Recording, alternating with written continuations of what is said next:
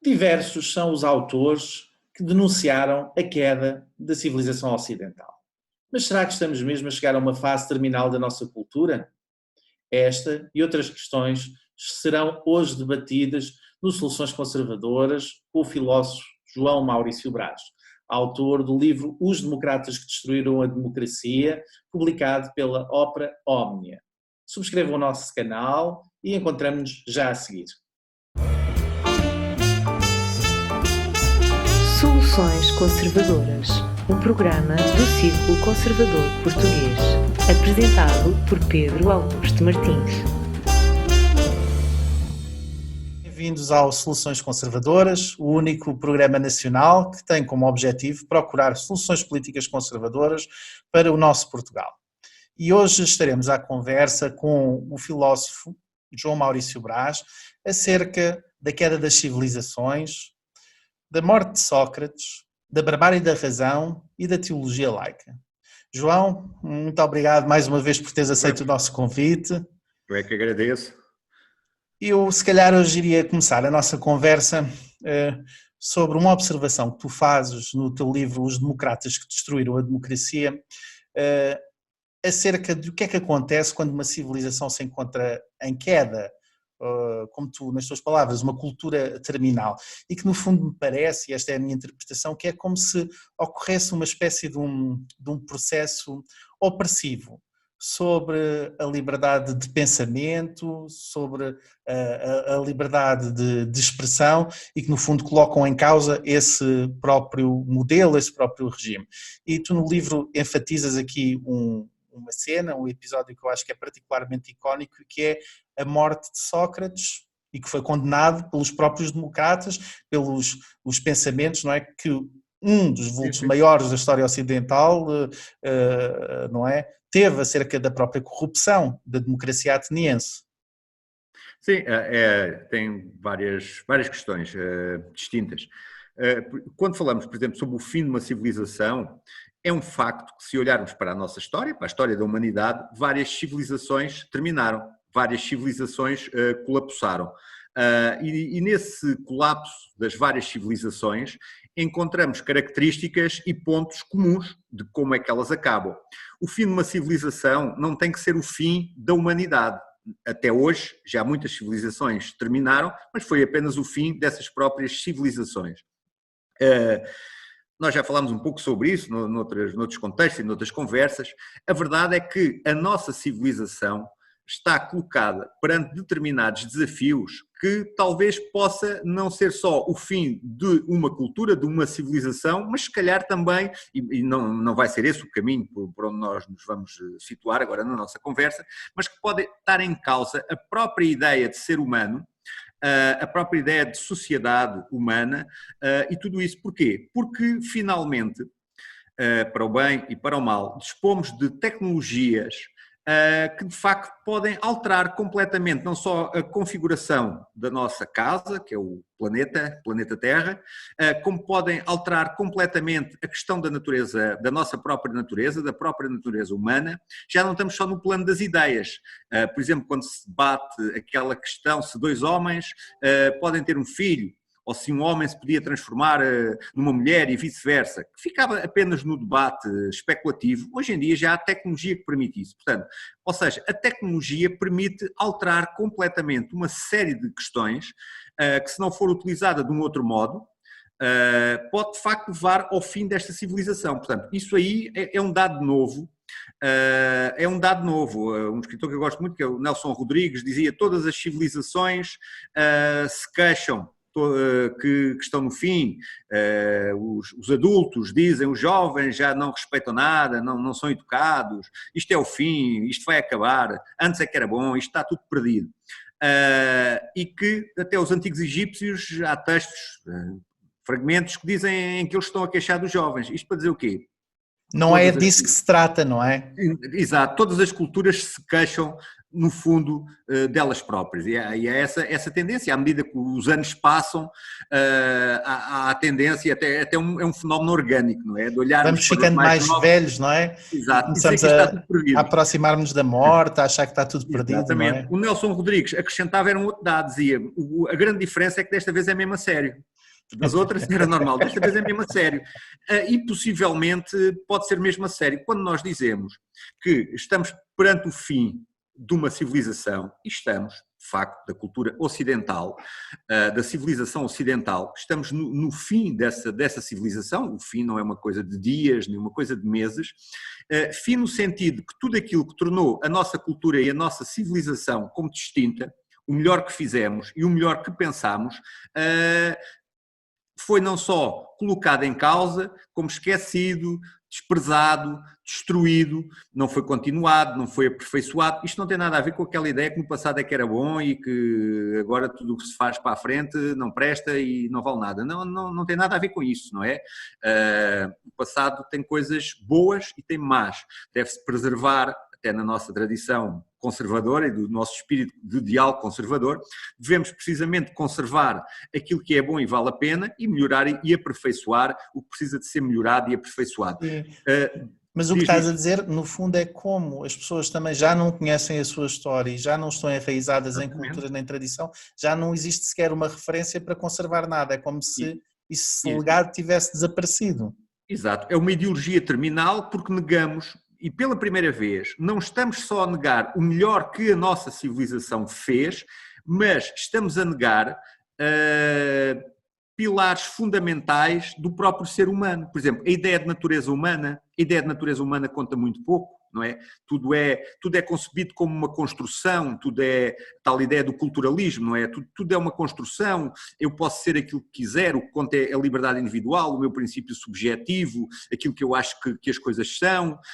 Portanto, essa dissolução de tudo o que enraizava, de tudo o que filiava, não é? Nesse sentido, é um pensamento terminal, porque nós estamos a negar também o que nós somos e mais, estamos a negar não só as características de uma determinada cultura num tempo específico, mas toda uma história, que é a história da humanidade, de tudo que nos trouxe até aqui.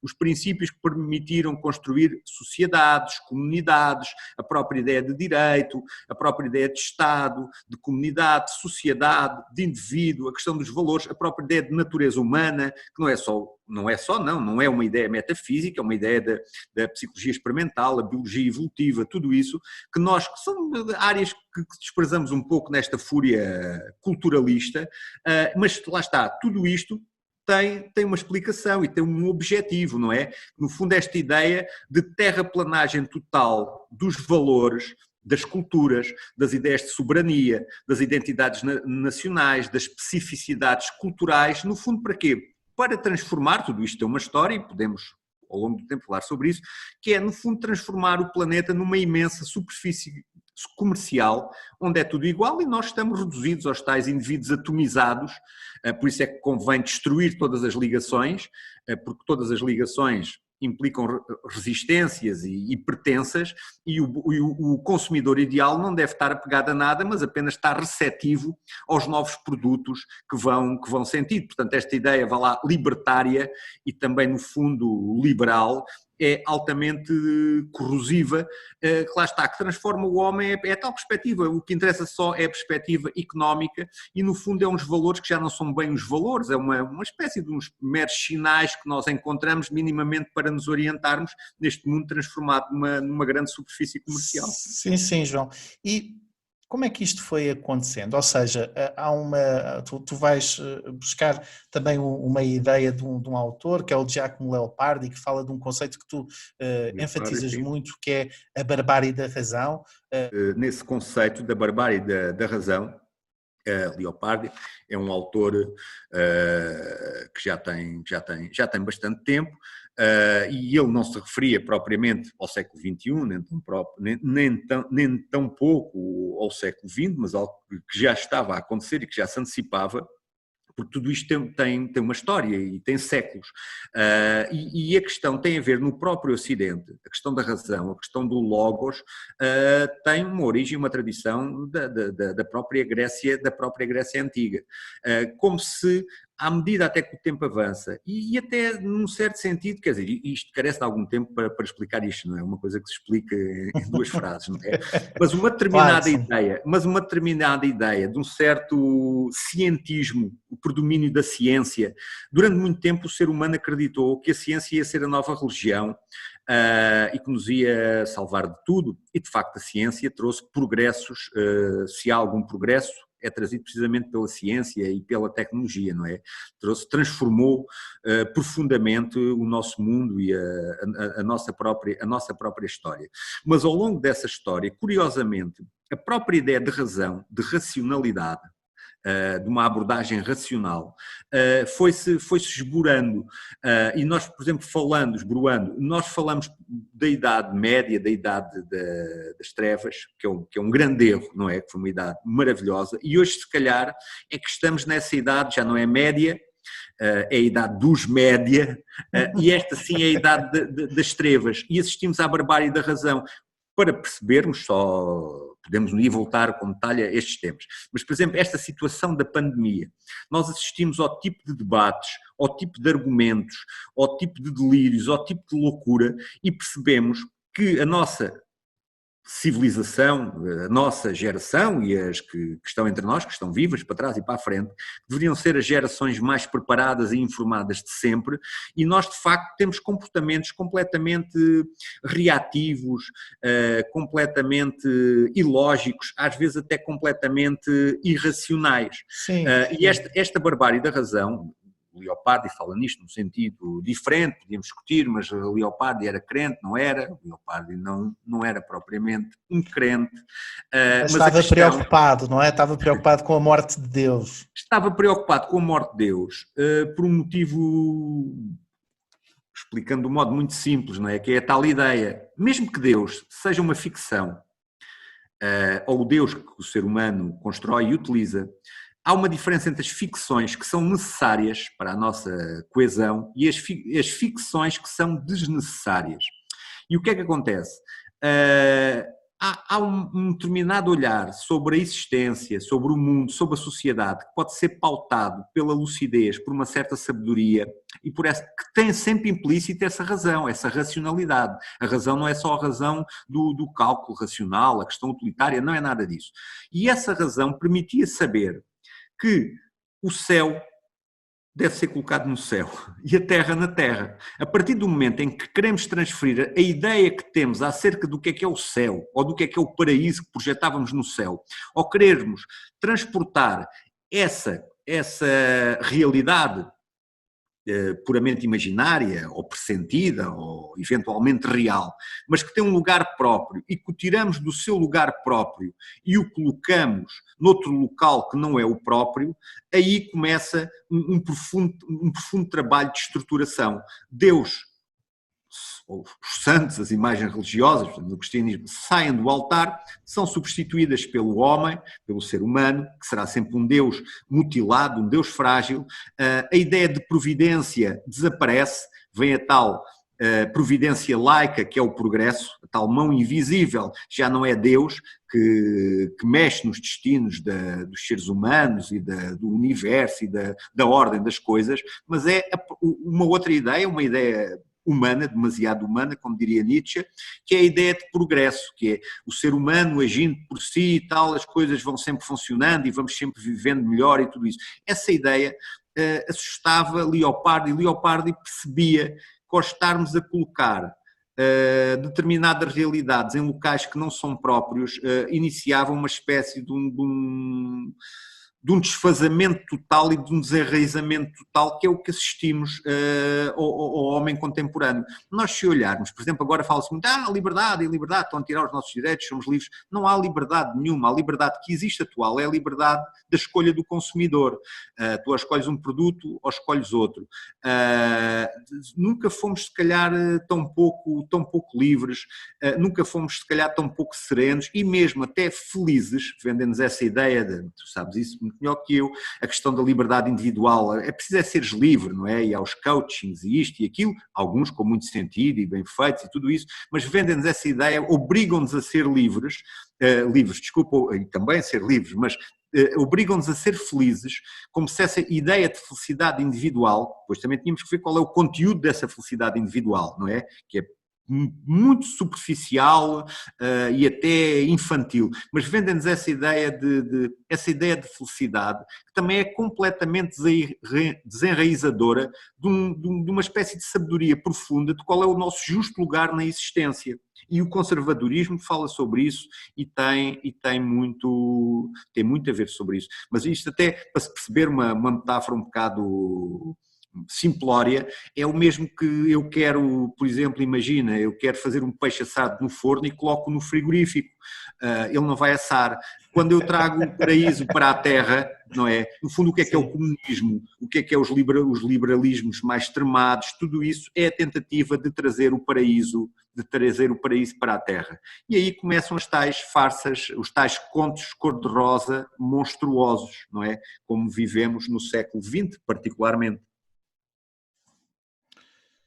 Mas ainda só 2 ou 3 coisas em relação ao anterior. Dizer que há uma questão que é fundamental, que é a nossa tábua de valores. Quais são os valores principais para uma pessoa ou para uma determinada sociedade? E a partir daí então percebemos os esquemas de ações e o que é que cada cultura, o que é que cada civilização mais valoriza ou não. Ainda sobre uma questão, sobre a tal civilização, o fim das civilizações e a tal questão terminal, todos os fins de civilização são caracterizados sempre por um grande relativismo, uma grande dissolução também de tudo o que era referência, não é? Porque no fundo são tempos de ruínas, são tempos dessas ruínas, desses despojos, não é? Agora, no meio dessas ruínas e desses tempos, há sempre uma pulsão que é muito comum, não é? Que é tentar repor uma ordem que deixou de existir quase que de modo natural e reconhecida por todos, impor essa ordem de um modo muito mais autoritário, mesmo que seja de um modo subtil. No nosso tempo, e agora pegando na tua questão, de facto, e na própria ideia de liberdade, nós estamos sempre a falar na liberdade no Ocidente, mas nós somos muito pouco livres e cada vez mais existe um totalitarismo que nos diz como é que nós temos que pensar, como é que nós devemos viver, se podemos ser crentes ou não, até que se rezamos como é que devemos rezar ou não, como é que devemos falar com o outro, como é que devemos tratar os animais, como é que não devemos, ou seja, a nossa vida está totalmente e cada vez mais regulamentada. Aqueles autores como Foucault que falam da biopolítica, no fundo eles próprios deram origem a uma determinada visão e modo de gerir o mundo, uma determinada visão progressista, que ela sim é cada vez mais biopolítica. Tu nem na tua intimidade, nem na tua privacidade já tens que um espaço que é só teu, não é? Isso foi tudo completamente devassado. E com estas novas tecnologias, então, cada vez mais, não é? Nós estamos sempre em direto, estamos sempre ao vivo, estamos sempre online. E nesse sentido, esse aspecto de totalitarismo tem uma tendência terrível, que é, de facto, o mundo está dividido, e estamos a falar no Ocidente, o mundo está dividido entre os bons e os maus, não é? Os bons, e lá está, digo isto de um modo simplista, porque vivemos de facto num tempo de um grande manicaísmo simplista, que é, os bons são os que pensam como eu penso, os maus são os que não pensam de acordo com o que eu penso, com a minha narrativa oficial. E essa narrativa oficial está sempre a ser reproduzida nos média, nas televisões. Lá há uns meios alternativos, lá até podíamos falar em exemplos concretos nacionais, mas não vale a pena. Por exemplo, no cenário mediático nacional, há 3 ou 4 meios de comunicação, dizem todos o mesmo, do mesmo modo, os jornalistas transitam de uns para os outros, são sempre os mesmos, têm sempre a mesma visão e a mesma versão sobre as coisas, e se de facto aparece alguma alternativa, algum modo de ver de forma diferente, será sempre rotulado, ou de fascista, ou de nazi, ou disto, ou daquilo. Portanto, esse trabalho de diabolização é sempre permanente. O Humberto Eco fala disto naquele seu livro do Construir o Inimigo, e ele cita uma questão que é muito engraçada, o episódio da vida dele, onde ele chega a Nova Iorque, apanha um táxi e tem lá o taxista que eu acho que era paquistanês, que lhe pergunta, não é? Então, mas vocês o senhor é italiano, mas quais é que são os vossos inimigos? E ele fica assim um bocadinho atrapalhado, não consegue dizer qual é que eram os inimigos dos italianos, diz assim, olha, nós não estamos em guerra já há muitas décadas, então mas qual é que é o vosso inimigo histórico? Lutas pelas fronteiras, estas questões étnicas, ele continua atrapalhado, olha, acho que nós não temos inimigos. E quando ele sai depois do táxi, começa a pensar e diz assim, isto não é bem verdade, nós temos inimigos, mas os nossos inimigos já não são externos, são internos. E depois começa a dizer, bem, lá em Itália, as pessoas do Norte não estão contra as pessoas do Sul, os fascistas, os partidianos e assim dizendo. E eu acho que existe uma tentativa nesta barbárie da razão, assim dizendo, como se todos fôssemos muito bons e o ser humano é fantástico, como tu disse, tornarmos parece que Deus de nós mesmos, não é? Mas que depois, no fundo, existe aqui um processo, estamos-nos sempre a atacar e cada vez mais uns aos outros. E, portanto, há uma clivagem na própria sociedade que eu penso que, se calhar posso estar enganado, mas que é feita por isso. Já não existem inimigos externos. Eu por acaso, tenho um livro que é A Construção do Negativo, que fala precisamente sobre, foi a partir, é um livro que ficou só no âmbito universitário, A Construção do Negativo, que fala muito a partir desse livro do Humberto Eco. E esse é um aspecto curioso. E tu também pela tua formação sabes isso muito melhor que eu, que é a questão, nós, aquilo que somos, por isso é que eu não percebo certas utopias completamente distópicas, como as utopias baseadas na ideia de liberdade humana, dessas coisas todas que é. Se não existir o outro, nós não somos, é o outro sempre que nos configura, ou é muito, é o outro que nos configura. A questão do outro implica também o outro que é o diferente de mim, o outro que também é o inimigo. A ideia de inimigo, o inimigo simbólico, o inimigo concreto, faz parte da matriz da nossa própria constituição, da nossa personalidade e das nossas próprias culturas. Não há cultura sem inimigo. Isso sim, sim. Eu diria mesmo faz parte do funcionamento do grupo humano e eu acho que isto é muito importante porque, no caso, não é deste discurso mais oficial, é como se não pudesse estruturar um inimigo. É sempre contra, não é contra a estruturação do inimigo, mas eles, ao fazer isto, estão a criar inimigos, quer dizer. Eles criam um inimigo, que é o inimigo que tu podes utilizar como inimigo. Sim. É o inimigo o Humberto Eco, a propósito do que estás a dizer assim, ele não consegue sair desta questão. Eu acho isto muito interessante, pelas posições, vamos lá dizer, um bocadinho mais políticas dele, sim. Não é? Mas ele diz mesmo isto, não é? Ele tenta safar esta coisa através de uma espécie de ética, como é que nós podemos nos relacionar então com o outro diferente, com o inimigo, mas ele diz mesmo, ter um inimigo, vou passar a citar, é importante, não apenas para definir a nossa identidade, mas também para arranjarmos um obstáculo em relação ao qual seja medido o nosso sistema de valores e para mostrar, no afrontal, o nosso valor. Quer dizer, e isto de facto é basilar, e eu parece-me que existe uma tentativa de negar estes aspectos do nosso funcionamento enquanto grupos, achando que vamos fazer uma transcendência deles, mas caímos no contrário, naquilo que o John Gray, que tu vais descrevendo, não é, como sendo uma teologia laica habitada por ativismos que no fundo depois acabam por ser vozes persecutórias à liberdade de pensamento e de expressão. Sim, por exemplo, só uma outra questão, ainda sobre isto da questão do inimigo. Por exemplo, o preconceito e o estereótipo são fundamentais até para a nossa própria construção psicológica e até a identificação de tudo o que nos cerca. Agora lá está, conceitos como estes conceitos, preconceito, estereótipo, inimigo, estes conceitos não são abolíveis, vou inventar uma palavra, não são abolidos, não se conseguem abolir, só se os escondermos, se os mascararmos, não é? Toda esta ideia dos direitos do homem, não sei o quê, isto são já abstrações, isto não quer dizer nada. Agora, dizer que são evidências, a questão do inimigo, do preconceito estereótipo são evidências, não quer dizer que nós não construamos uma ética relacional e de relação com o outro, não quer dizer que aceitemos passivamente determinado tipo de comportamentos. Agora, eles existem e são compreensíveis. Agora, a outra questão de que estás a falar, dos ativismos, não é? Isto, no fundo, John Gray fala sobre isto, é como o progressismo, no fundo, é um milenarismo, não é? E como todos os milenarismos, milenarismo neste caso é laico, têm as suas seitas, não é? E os movimentos ativistas, isto também dá uma longa conversa, os movimentos ativistas têm voz porquê? Num tempo e num mundo em que os valores as noções de ética, as noções de decência desapareceram completamente, não é? Tudo está regulado por uma espécie de direito processual.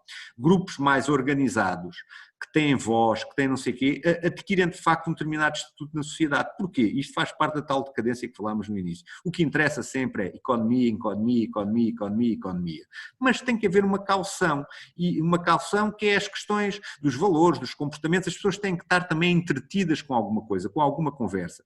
E essa conversa e esse entretenimento foi dado a estes grupos ativistas, não é? As questões do género, da raça, não sei o quê, todas essas questões que em muitos casos são problemas, exigem soluções, há uma longa história de combate, há figuras fundamentais que travaram essas lutas, esses combates, mas que isso hoje se transformaram em paródias e em caricaturas daquilo que defendem. E até são os piores inimigos precisamente daquilo que defendem, mas é como se, no fundo, isto é como se fosse uma grande estratégia política que a partir do momento no Ocidente o que passa a interessar principalmente é a economia e uma determinada visão da economia.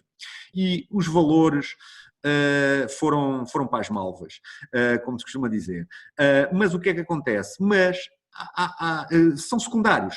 E ao serem secundários, não importa muito quem é que os anda a agitar ou em nome de quê. E então todas essas questões foram colocadas em segundo plano, não é? Tudo isto começa nos anos 60, com os movimentos dos direitos civis, que têm mesmo assim uma característica bem diferente do que se passa hoje com os ativismos, que são coisas totalmente odiosas e diabolizadoras, não é? Mas eles apropriaram... Diabolizadoras do outro, não é? É porque uma coisa é defender uma causa, penso eu, outra coisa é demonizar o outro. E são, parece-me, precisamente as pessoas, não é, que andam a demonizar o outro, não é, que acham que são boas. Exato, e aquilo tem um caráter de seita, porque cada um pega num aspecto particular, ou até na sua narrativa particular, e institui essa narrativa como uma grande chave explicativa do mundo. É um certo feminismo louco, que a história só se explica através da opressão do homem em relação às mulheres, é um determinado ativismo sobre dos SOS racismos e não sei o quê, que diz que a história só se compreende da explicação dos brancos em relação a toda a humanidade, é as questões das lutas dos LGBT e tudo isso, que a história só se compreende com a opressão do heterossexual por o homossexual, ou seja, duas coisas muito importantes. Isto são lutas perigosas, caricatas e pior, acabam por não servir os fins que deviam servir, que é de facto minorar e combater tudo o que significa não respeitar a dignidade do outro, não respeitar... A pluralidade, não é? A ideia da pluralidade conservadora, não é? Ou seja, isso faz parte deste manicômio, no fundo. Está bem, João. Estando nós a chegar aqui à fase final do nosso programa de hoje, eu queria te perguntar que soluções conservadoras é que poderemos ter para este problema? Para a morte de Deus, para uma teologia laica? Não é? O que é que nós poderíamos fazer atualmente para tentar conservar qualquer coisa que ainda exista disto? Ou seja, a nossa conversa, nós os dois também não é por acaso que falamos destas coisas. Portanto, houve alguma coisa que persistiu em nós? O que é que poderemos fazer? Olha, há algo que eu penso que é fundamental, que é a pergunta sobre o que é que estamos aqui a fazer nesta permanência na Terra, não é? E qual a finalidade da nossa vida aqui. Essas perguntas são sempre tão amplas, mas há algo que podemos fazer, que é tentar encontrar qual é que é o nosso justo lugar na existência e na nossa vida. E para encontrar o nosso justo lugar, é sempre bom e importante termos referências. Quando tu vais viajar, se tiveres um mapa, se tiveres um saber que está prévio a essa viagem que vais empreender, isso ajuda bastante, mesmo que tudo aquilo que encontres pela frente seja desconhecido e seja novo. Esse referencial, essa estrutura é fundamental. E isso pode ser encontrado nesse património, não é, cultural, que é o nosso, da nossa civilização, lá está, dos nossos valores, das nossas conquistas, no fundo tudo aquilo que nos legaram, se é que ainda nos vão legando alguma coisa, e nós temos a obrigação também de legar essa alguma coisa, que é, no fundo, esta nossa, se quiseres, essa metáfora, que é uma metáfora gasta, mas desta viagem, que é a nossa existência e da própria história da humanidade, não é uma viagem feita sem nada. nós vamos adquirindo algumas coisas, não é? Vamos adquirindo, quase como falávamos da outra vez, uma espécie de os nossos pequenos tesouros, não é? E esses tesouros devem servir como guias, como bússolas da nossa vida presente e da nossa vida futura. Bem, estamos a chegar ao final da entrevista de hoje. Quero-te agradecer a tua disponibilidade. Queria também agradecer aos nossos espectadores aí em casa, recomendar a leitura do livro Os Democratas que Destruíram a Democracia. Vou colocar também aqui o link para vocês poderem aceder no MOOC, e se gostaram, por favor, subscrevam a nossa página, procurem-nos no Facebook. E João, muito obrigado e até uma próxima, está bem? Até uma próxima. Olha.